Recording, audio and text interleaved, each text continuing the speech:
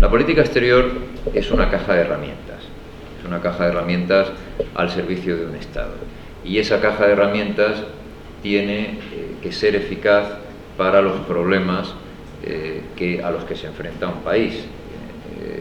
Cuando uno está en casa, tiene que tener una caja de herramientas que le ayude a resolver cualquier problema que le vaya a surgir en casa. Y si es un problema eléctrico, tendrá que tener las herramientas adecuadas, y si es un problema de fontanería, pues tendrá que tener las herramientas adecuadas para hacer frente a esa crisis. Por tanto, una política exterior eficaz tiene que tener herramientas para anticipar las crisis, los desafíos a los que se va a enfrentar.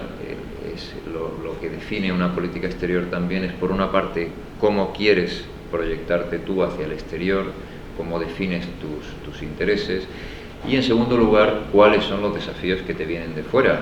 La mayoría de las veces en política exterior no somos nosotros los que definimos nuestra acción exterior, nos la definen otros.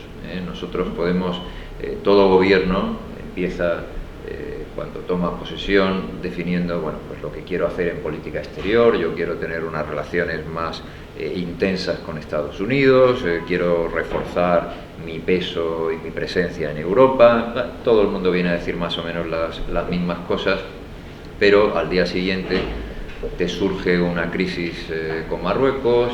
3 semanas más tarde empiezan a llegar olas de migrantes desde una determinada zona. 6 semanas más tarde Grecia decide que quiere replantearse si sigue en el euro o no sigue en el euro. Esas crisis exteriores son las que van definiendo cada vez más tu política exterior, y tú lo que necesitas es tener una caja de herramientas que te permita hacer frente de una manera eficaz a esas crisis que van surgiendo. Por tanto, como veis, la idea de la diversificación es cada vez más importante, y esa diversificación ha sido muy evidente en los últimos años. Os voy a poner un ejemplo. La comunidad internacional, cuando termina la Segunda Guerra Mundial, se dota de una serie de instrumentos, la famosa caja de herramientas, para todos los temas económicos y financieros.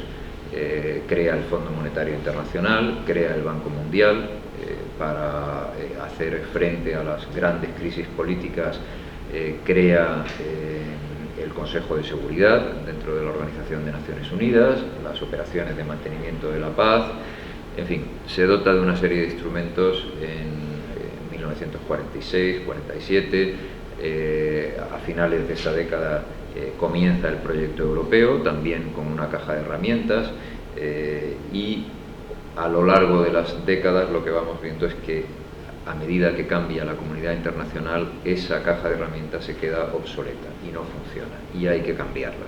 La primera gran crisis que llega es la crisis del petróleo en los años 70, años 73 y años 77, las dos crisis del petróleo. Los países productores del petróleo, sobre la base del rechazo a las políticas de Israel, hay que recordar las dos grandes guerras en el 67 y en el 73 de los países árabes e Israel, y a partir del 73 se produce la primera gran crisis, una subida meteórica de los precios del petróleo. Nadie estaba preparado, todas las economías occidentales estaban dispuestas para precios del petróleo muy bajos, y en el 77 viene la segunda oleada, y en fin, a los que sois más jóvenes y habéis ido a Holanda o a Copenhague, os parecerá que han usado la bicicleta desde siempre, que es algo consustancial a los daneses o a los holandeses, pero no es así. Esto empieza justo con la crisis del petróleo, porque todos nos vimos en una situación muy difícil de gestionar cuando el petróleo dejó de ser algo muy barato y empezó a ser algo muy caro. ¿Qué ocurrió? Que ningún diplomático, ningún embajador, ningún ministro de Asuntos Exteriores estaba preparado para hacerle frente a esa crisis. No supieron, y de hecho la creación de ministerios de energía con capacidad de trabajar en el exterior viene de aquella época, y los diplomáticos se despertaron, se dieron cuenta de que no tenían herramientas propias para hacer frente a ese tipo de crisis. Cuando fui secretario de Estado de Asuntos Exteriores, esto no lo pude aprender en la Facultad de Derecho, pues me enviaron a gestionar dos crisis muy complejas. Una, la llegada de Evo Morales al poder en Bolivia, que nacionalizó al día siguiente de su toma de posesión, nacionalizó el gas y el petróleo, y eso situó a Repsol, que era la gran empresa productora en Bolivia, en una situación muy difícil. El presidente del gobierno me dijo: oye, ocúpate de esto porque tenemos ahí una crisis muy difícil. Yo no sabía nada del gas, no sabía nada del petróleo, y en los 6 meses que duró aquella negociación, que luego terminó afortunadamente bien, pues tuve que aprender muchas cosas que no sabía. El Ministerio de Asuntos Exteriores español no tenía una caja de herramientas para hacer frente a esa crisis, y la verdad es que deberíamos haberla tenido, porque ya sabíamos, esto venía de muy atrás, que la energía es cada vez más un asunto internacional muy difícil. La otra crisis fue la crisis de la negociación de los precios del petróleo y del gas argelino, y la construcción en paralelo de un segundo gasoducto con Argelia, ¿no? Pues también ahí tuve que empezar a estudiar y aprender cómo enfrentarme a esa crisis y cómo salir bien parado de un asunto bastante complicado. Pues en los 70 aprendimos que las crisis energéticas son también política exterior.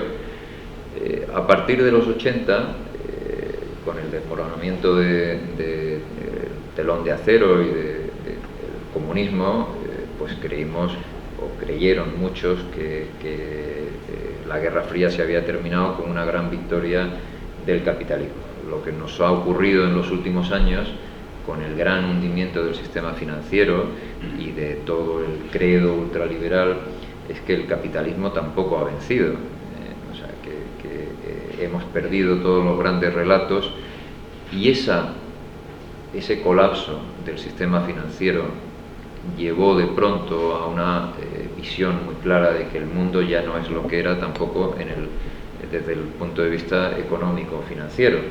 Ninguno de los instrumentos que teníamos, el Fondo Monetario Internacional, el Banco Mundial, le daban cuotas de poder a eso que llamamos el mundo emergente.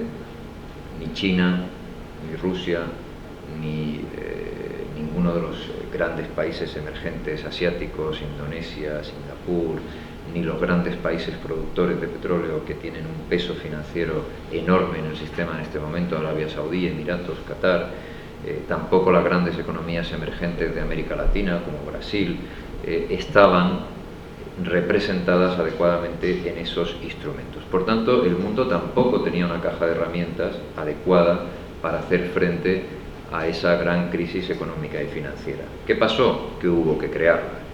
Y quizá eso sí lo recordáis los más jóvenes, porque ha sido parte de nuestra historia más reciente.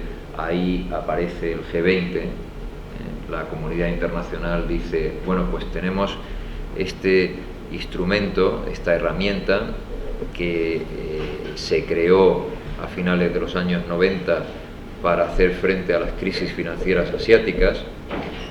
Vamos a convertirla, era un foro de gobernadores de Banco Central y ministros de Economía, y la comunidad internacional, los ingleses, que son muy listos y que saben hacer todavía muy bien política exterior, dijeron: pues vamos a convertir esto en lo que nosotros pesamos mucho, en la caja de herramientas para hacer frente a la crisis global actual.